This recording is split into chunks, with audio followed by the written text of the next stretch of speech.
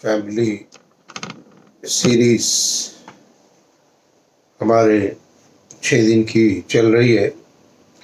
22 जून से 27 जून तक 6 वीडियो परिवार में बच्चों के लिए यानी संतान के लिए, पिता के लिए, माता के लिए और जो हमारे सीनियर सिटीजन्स हमारे साथ घर में रहते हैं उनके लिए भी।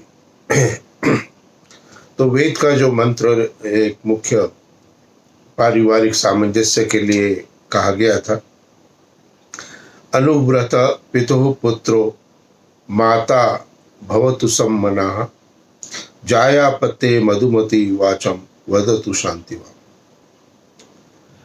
अथर्ववेद के 3 कांड के 30वें सूक्त का दूसरा मंत्र है। प्रथम दिन 3 दिन की चर्चा हो चुकी है, यानी कि अनुव्रत पितु पुत्रो प्रथम दिन, माता भवतु सम्मना द्वितीय दिन, और पहले दिन जो है वो परिवार के ऊपर मैंने विशेष वक्तव्य दिया था। तो ये 3 मेरे वीडियो आ चुके हैं। आज अगली जो लाइन है मंत्र की, जायापत्ये मधुमतीम वाचम वदतु शांतिवाम, इसके अंतर्गत जायापत्ये मधुमतीम यह क्या संकेत करता है हमारे परिवार के लिए,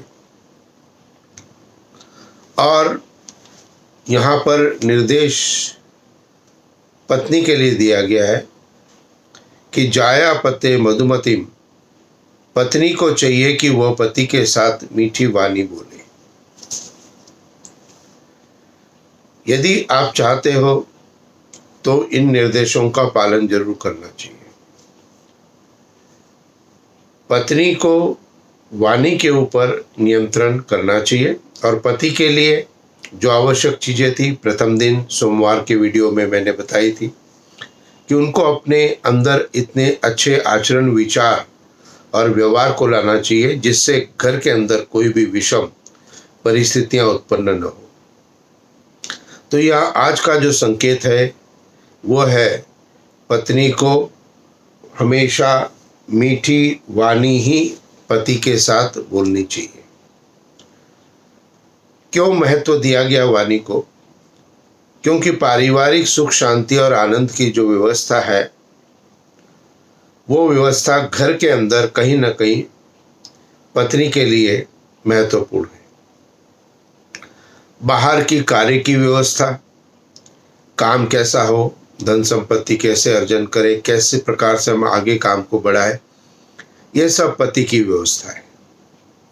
तो घर के अंदर शांति को जो चाहती है पत्नी, तो उनके लिए निर्देश किया गया है कि वह अपने पति से हमेशा मीठी वाणी का ही प्रयोग करें।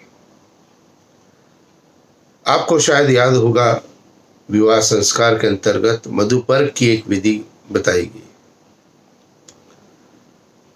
और मधुपर्क की विधि के अंतर्गत दही, शहद, इन दोनों का प्रयोग किया जाता है। और दही के अंदर घी अपने आप से उपलब्ध है, इसलिए 3 तत्व उसके अंदर है जो कि विवाह संस्कार के समय पति पत्नी को दोनों को एक आवश्यक निर्देश देते हैं। दही क्या देता है? ठंडक देता है। तो पति को हमेशा अपना दिमाग कैसा रखना चाहिए? ठंडा रखना चाहिए। शहद का गुण क्या है? शहद मिठास देता है। तो पत्नी को हमेशा मीठी वाणी का प्रयोग करना चाहिए।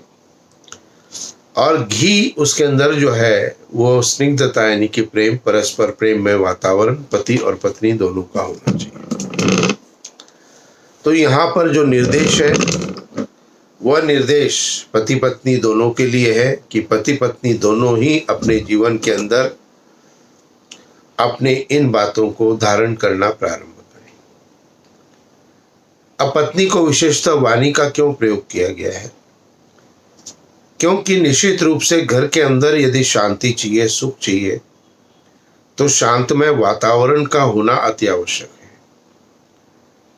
घर की समस्त व्यवस्थाओं को संभालने वाली पत्नी यदि अपने वाणी पर नियंत्रण नहीं कर पाती है तो उस पूरे घर के अंदर किसी के भी वाणी पर नियंत्रण नहीं हो सकता है। और स्त्री को लिए कहा गया है, पत्नी के लिए कहा गया है, माता के लिए कहा गया है कि माता निर्माता भवति, मात्र शक्ति निर्माण करने वाली। अब निर्माण अच्छी चीजों से करोगे तो अच्छी चीजें प्राप्त हो जाएंगी।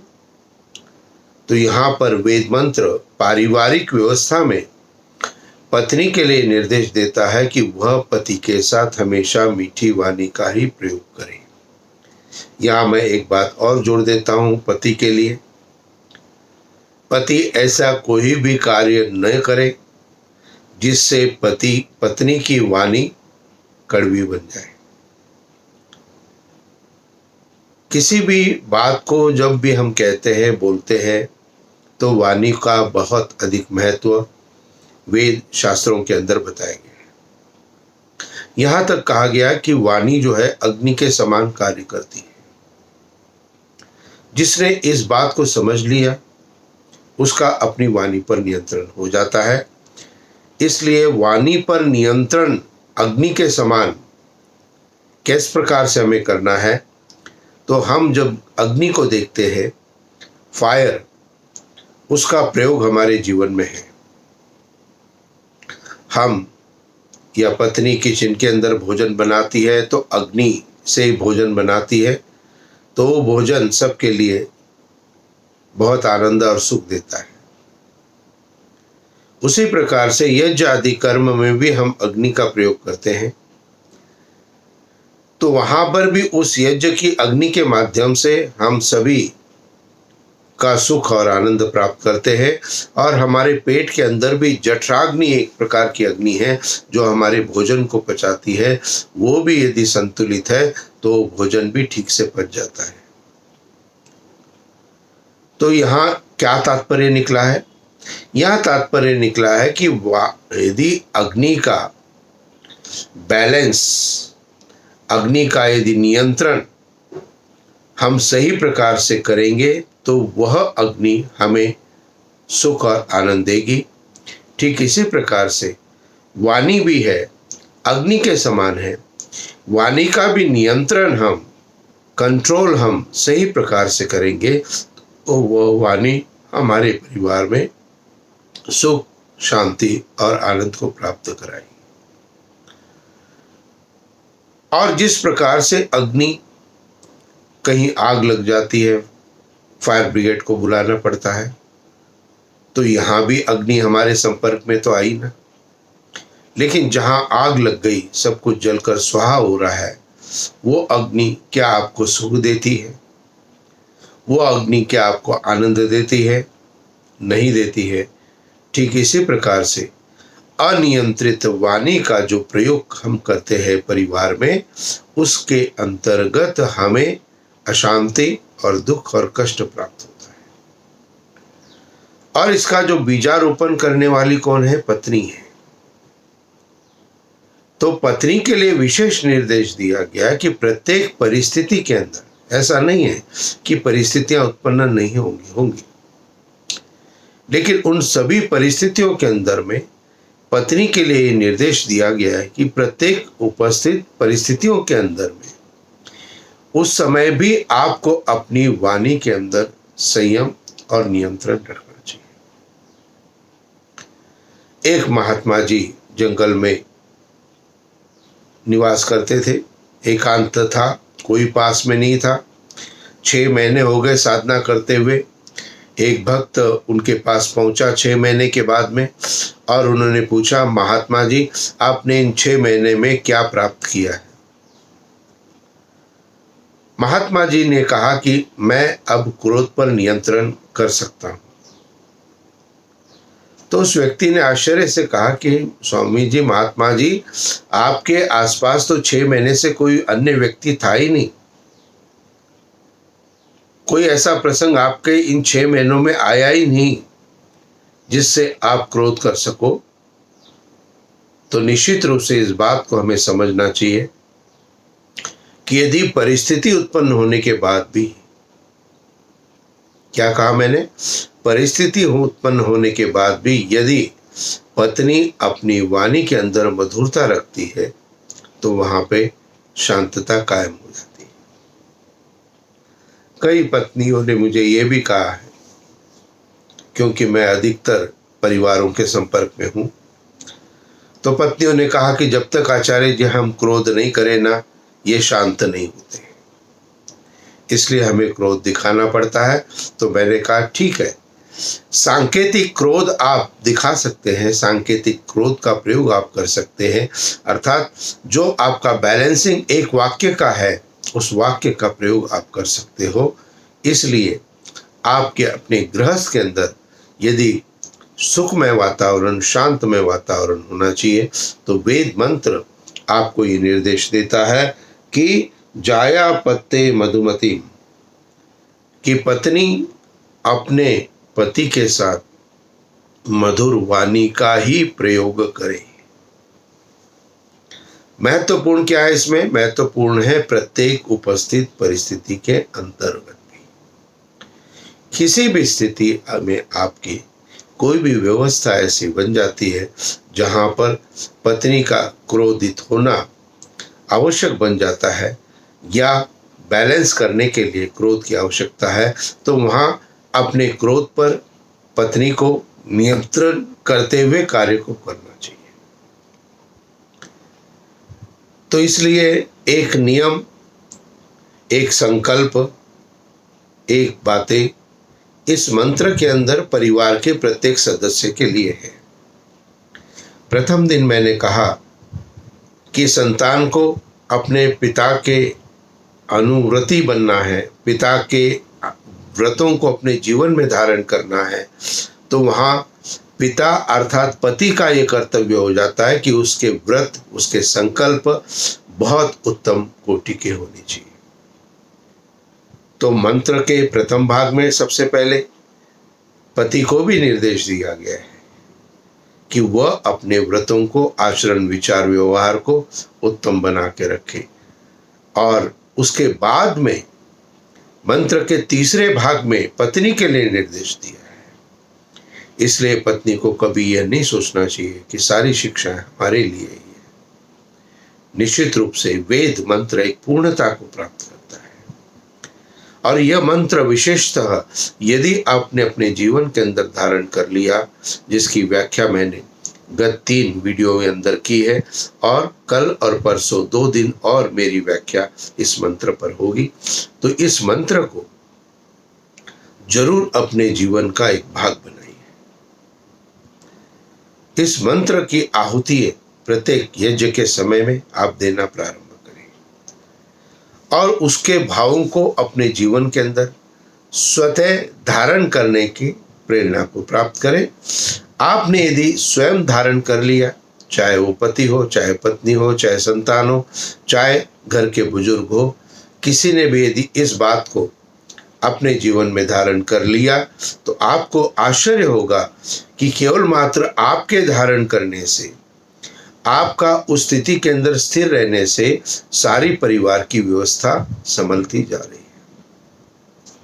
यह ईश्वर की कृपा होती है, यह ईश्वर का आशीर्वाद होता है। जहाँ परिवार का एक भी सदस्य अपने जीवन में उन्नति के पथ पर वेद के मंत्र के अनुसार यदि अपने जीवन को बनाने का प्रयत्न करता है, तो ईश्वर उसको अपना आशीर्वाद प्रदान करता है। तो इस वेद मंत्र के अंतर्गत हमने इस बात को समझा है, विचार किया है। जो ये फैमिली सीरीज के 6 वीडियो है, इसके अंतर्गत संतानों के लिए भी उपदेश किया गया है कि वो अपने माता पिता का सम्मान करें और माता के मन के अनुसार संतान को अपने विचारों को बनाना चाहिए, कार्य को करना चाहिए। माता के साथ मानसिक रूप से संतान को जुड़ना चाहिए, मंत्र का दूसरा भाग था। माता भवतु सम्मना, माता के साथ सभी संतानें अपनी माता के साथ मन के अनुकूल, माँ के मन के अनुकूल वर्तना प्रारंभ करे, कार्य करना प्रारंभ करे, अर्थात जिस बात से माता को क्रोध आता हो उन परिस्थितियों को संतान उत्पन्न नहीं करे। आज के तीसरे भाग में बताया जाया पत्ते मधुमती की पत्नी को हमेशा मीठी वाणी का प्रत्येक परिस्थिति के अंदर अपना प्रयोग करना चाहिए। और मंत्र का जो चौथा भाग है, वाचम वदतु शांतिवाम, यह क्या आपको निर्देश करता है, तो इसका प्रकरण मैं कल के वीडियो में आपको करूंगा। तो जो 26 तारीख का मेरा वीडियो होगा ये आपको निर्देशित करेगा कि मंत्र का चौथा और अंतिम भाग क्या है। 27 को एक विस्तृत विश्लेषण इस फैमिली प्रवचन के, जो फैमिली सीरीज थी, इसके इस मंत्र के व्याख्या के ऊपर विशेषतः मैं आपको ध्यान दिलाऊंगा। और संडे 28 तारीख आप सबको इंतजार रहता है संडे पारिवारिक प्रवचन का। तो इस संडे 28 तारीख को मेरे पारिवारिक प्रवचन का जो विषय होगा, ओंकार जप एवं उपासना। ओंकार जप और उपासना से आप अपने जीवन में सुख शांति आनंद को प्राप्त कर सकते हैं। ये जितने भी मेरे 90+ वीडियो है, इसमें से किसी भी एक वीडियो को यदि आप ध्यान से सुने, माने और करने का प्रयत्न करें, एक भी वीडियो आप देखेंगे अब आपके जीवन में अंतर आना प्रारंभ हो गया है। इसलिए प्रत्येक दिन इन वीडियो को सुने भी, दूसरों को भी आप फॉरवर्ड करें, प्रेरणा दे दूसरों को भी कि वो भी इन वीडियो को सुने, देखें। अपने मित्रगणों को, अपने रिलेटिव्स को भी मेरे वीडियो को आप भेजें। और जिन्होंने सब्सक्राइब नहीं किया है वो मेरे चैनल को आवश्यक रूप से सब्सक्राइब करें, जिससे मेरे प्रतिदिन के वीडियो आपको YouTube के अंदर स्वतः ही प्राप्त होना प्रारंभ हो जाएंगे। तो आपके लिए ईश्वर से प्रार्थना करते हुए आज मैं अपनी वाणी को विराम देता हूँ। इति ओम शांति शांति शांति। ओम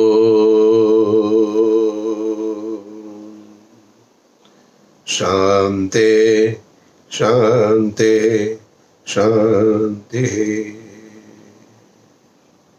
नमस्ते।